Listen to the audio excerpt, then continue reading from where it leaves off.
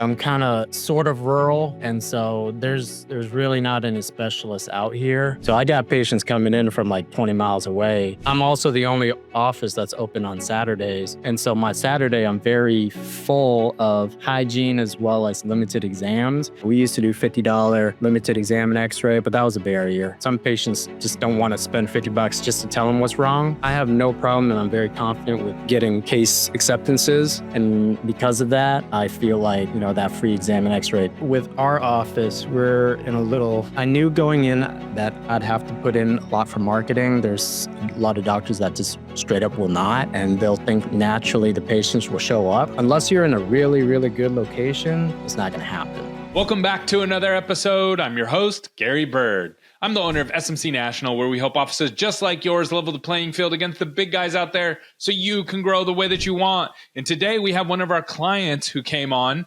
Dr. Pham from Southern Smiles in Texas, and he's going to go over how he's increased his production in the first half of this year by almost 100%.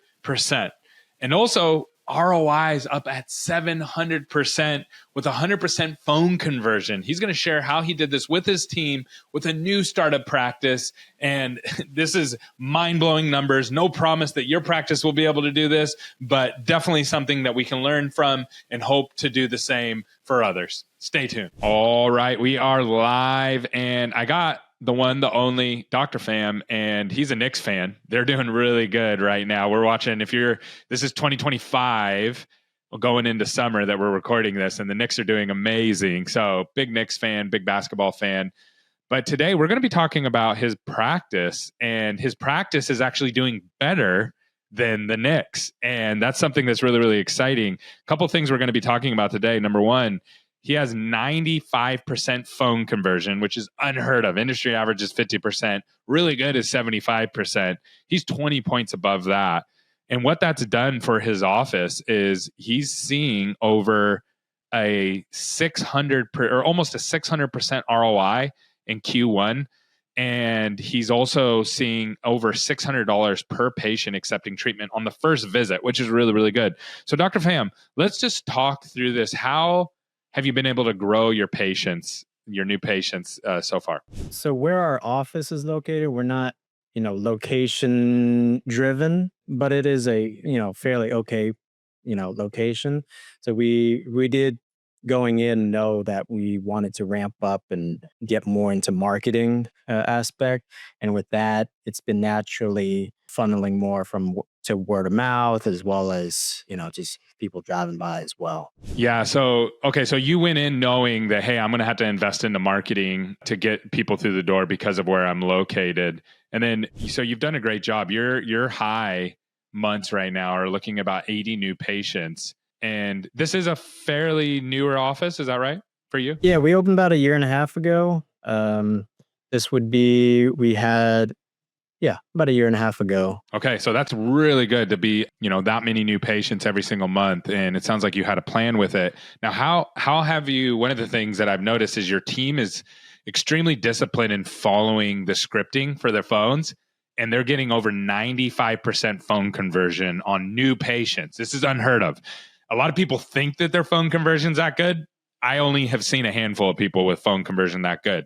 How have you got your team performing at that level? I think, we have a pretty good team in the front. It was all based on who we hired. We had a lot of potential candidates who did apply. I didn't really go out there looking for anyone with specific experience in dental in the front. One of our front desks was the liaison for a big hospital. And she came out of retirement and, helped us out there. And then we just onboarded another front. She worked for a corporate call center, actually. So she's been helping. We just hired her about 2-3 weeks ago, and she's really helped fill in that schedule a lot. A lot of people struggle with this because everybody's like, I can't find people to hire, but there's already people out there that are good on the phone. And then you can teach them the dental stuff, right? Like that's a great strategy. I love that. Do you have any kind of bonus for them or anything? Yeah, we have a monthly production bonus that we've implemented since, let's say, close to the beginning. I always try to incentivize our staff and we don't open, we used to open 5 days a week, but you got to give your staff some time off, for them to be fresh and everything, also for you as a doctor to be fresh as well. So, not overwork them too much and not always kind of be, over their shoulder doing things, kind of give them free range. And, you really got to know how to talk to your staff. Got to treat them right. Yeah, sometimes I feel bad for dentists sometimes. I own a business and it's stressful at times, right? But I'm not doing dentistry. I'm doing marketing stuff, so it's not as stressful as dentistry. Dentistry is a really hard job. And so a lot of times dentists will come up from doing the dentistry and sometimes they're frustrated because things aren't getting done behind them as they need to get done. People aren't answering the phones and those kind of things. So it takes a lot of self-control to come up and like breathe and like talk to people properly. And I know sometimes team members don't feel appreciated by their team, but it's clear your team does because they're performing at a high level. Now, I see that you do a couple different things. You do a $99 cleaning, you do a free exam and x-ray, do some stuff on implants and ortho. Where's the bulk of your new patients coming from that sense? Are they coming more through the hygiene schedule? Are they coming through emergency? Or are they kind of coming through everything? I would say they mostly come in through emergencies as well as the, traditional hygiene route. My bread and butter, my personal bread and butter is from emergencies. I do a lot of same day root canals all the way to the crown. And I think I'm the only office in this area that kind of, deliver on that promise. And I can see within 48 hours, no problem, and get it done. How do you keep your schedule really open like that? Because the average time to appointment in dental right now is about 2 weeks. So how do you keep your schedule open so the front desk can just get them onto the schedule right away? Yeah, I try not to pack my schedule too much. I did work at prior to opening this office, I was an associate for about 4 years prior. So I know, both aspects of heavy volume in the, the Medicaid mill type practices. And then I also worked at a boutique office. So, giving your patient, that time of day to be able to, discuss with them and be able to convert same day treatment. That's all they want. Yeah, no patient wants to go back to the dentist twice. That's and that's what a lot of people don't understand. No one wants to go to the dentist to begin with. But if you have to go to the dentist, you don't want to go 2 and 3 times and get. I've noticed a trend where a lot of dentists will put on their websites that they do root canals and these kind of things, but then they usually refer it out, and that's just not a good way to start a relationship with a new patient. So, and in my area, I'm kind of sort of rural, and so there's really not any specialists out here. So that's the other thing. So I got patients coming in from like 20 miles away. And I'm also the only office that's open on Saturdays. And so my Saturday, I'm very full of, hygiene as well as limited exams. And if I can't do it on a Saturday, I'll kind of funnel them into the weekdays to get my weekdays filled. Okay. So I know what a lot of dentists are thinking right now. So they're listening to this. They go, man, you do a free exam and x-ray. You're getting 80 new patients, you're open on Saturday. You must be just not just turning and burning patients, but you're not. I just looked at your ROI numbers. You put in January, February, March, April. So 4 month span, you put in $27,000 into marketing. You've almost 600x that. So you're looking at just close to $200,000 in treatment from that. Patients are coming in, they're getting treatment, and then they're recarrying back into your practice. How have you been able to do that? The exam and x-ray, a lot of doctors, we used to, at my other office that I used to work at, we used to do $50 limited exam and x-ray, but that was a barrier. Some patients just don't want to spend $50 just to tell them what's wrong. For me, I have no problem, and I'm very confident with getting case acceptances. And because of that, I feel like, that free exam and x-ray pays off by itself, no problem. It's just $50, if anything. Exactly. Yeah. What are you doing that you're so confident that these people are going to accept treatment? Because I think that's the difference maker. When I worked at a boutique office, my first year there, prior to that, actually, I was at a Medicaid mill. And, you just tell the patients what's wrong, and then the patients will typically do it. Sometimes they do, sometimes they don't, right? But then when I converted over to a boutique office, I didn't know why my acceptance rate wasn't so high. I was very confused. Even though I treatment planned almost the same way, the patients just didn't like it. But it was really just how you talk to the patients. You really got to listen to them, you know, relay their message, say, hey, I've been hurting for a long time. You say, hey, Mr. John, I'm sorry. You're having a lot of pain. I'll help you get out of that pain. This is what we can do. And this is what your options are. You got to present the options. Once you present the options, then, you know, they'll more likely, accept it. Whereas if you sat them down and say, hey, this is what's wrong, then they'll say, oh man, this is my only option. Let's do this, but you got to present the options, really. A lot of dentists get super technical and the patient goes like this, but they have it's kind of like when you travel the world and I was in Japan recently and I would try to speak to somebody. They had no idea what I was saying. And what does everybody do? The universal language for I have no idea what you're saying is smile really big and smile with your eyes really big, right? When patients do that, they have no idea what you're saying. And in the technique that you're describing in sales, and I know dentists don't like the word sales, but it's called mirroring. And so if your patient's like, I'm in pain and they're crying, you want to be empathetic towards that and be like, hey, I want to get you out of pain. If someone's like happy and they're like, I want veneers, and they're like so excited about their smile, you need to be excited with them about their new smile that you're going to give them. And I know we talked right before, you said you started using Cherry, and I noticed that your ROI went up when you started doing that. What strategy were you using with them? With Cherry, usually if you pay over time and if it's a true 0% interest, the patients, if you get an idea of what their credit is, then they'll more than likely do it. I had patients prior to Cherry, they were just kind of on the fence with it. We do all on X's over here as well. And their treatment would be like 17, 20,000 or something like that for an arch.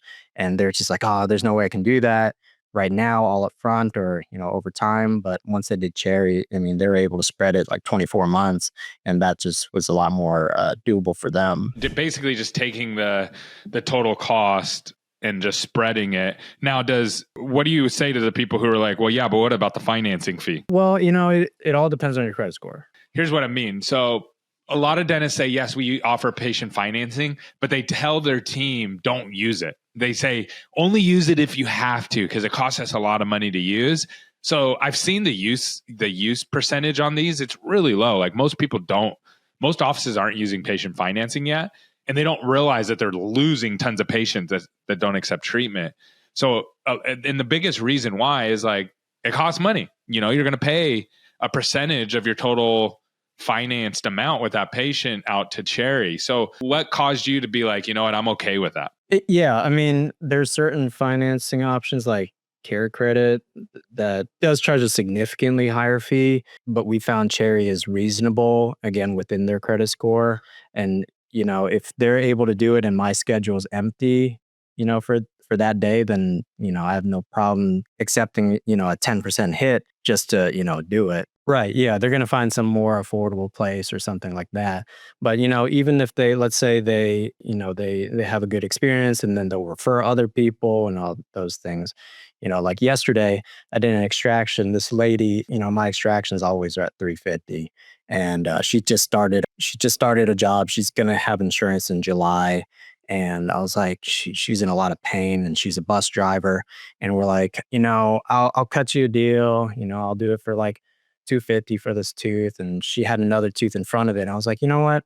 It takes me 30 seconds to take the other tooth out. I really just did it for free for her.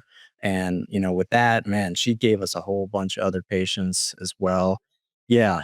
And like her daughter's in the area and her family's in the area. And with that, we get a lot more referrals that way. It's just, and you just take care of those people. And it doesn't take much time out of your day anyway. I'm sitting here for an hour, I could have taken care of a lot of people and they'll be happy. And, it's just taking care of the community. And this area is kind of a rural area. And so word gets out real fast. And we've been getting a lot of referrals from the local Facebook page as well. And, people will come in, they'll say, oh, we heard about you on the Facebook group. And I'm like, I don't even know what Facebook group you're talking about, Mom groups out there on like Nextdoor and Facebook. And if someone says something bad about you, it can wreck you. But if someone goes in there and says good things about you, it can make all the difference in the world. That's awesome. So what else would you tell anybody out there that's listening to this and maybe they're, the normal doctor problem and they're at 20 new patients, they can't grow? Any advice that you would give to them to get them off the ground and get them growing? Yeah, I mean, I knew going in that I'd have to put in a lot for marketing. There's a lot of doctors that just straight up will not, and they'll think naturally the patients will show up. Unless you're in a really, really good location, it's not going to happen. There was a month for I think a week we were transitioning marketing companies, and I had absolutely no calls coming in. I was like, what the hell is going on? And then as soon as we switched it on, man, it was light and day. We were getting calls that we couldn't handle. Like yesterday, we had 5 calls at the same time. I can, Yeah, we're only halfway through the month, and you're already at 50 new patients, either seen or in the book. So you're on pace to have 90 to 100 new patients this month. Yeah, this month is on track to be pretty good. Yeah. And with that, I mean, to answer your question again, the doctors that are starting out with their startups, you got to have some sort of amount to marketing. What I did is I didn't pay myself for the first year at all. And I kind of just put that into the business. And with that, either you're going to come out and not market and have slow growth, or you're going to have to put all your investing into, kind of suffer a little bit in the first year, but you'll come out ahead in the end, no problem. If you do it properly, yeah, I totally agree. You did it the right way. And the other thing, you can buy a good location, but what most people don't realize is you're going to pay more for that good location, which is marketing, right? Paying for prime real estate and getting a bunch of people walking in, getting 20 to 30 patients to walk in every month. You're going to pay $10,000 to $20,000 more per month to get that foot traffic. So pick your poison, right? Do you want to do digital marketing, have lower rent, or do you want to have permanent higher rent, do less digital marketing? So you've done a great job. I'm really, really impressed that you've been able to pull this off this quickly, and you've been able to grow the practice this fast. So thank you for coming on and sharing your journey and just sharing what worked for you with everybody else. Yeah, thanks, Gary. And y'all doing a great job in the last part too. Appreciate it, man. Appreciate the opportunity. Alrighty, man.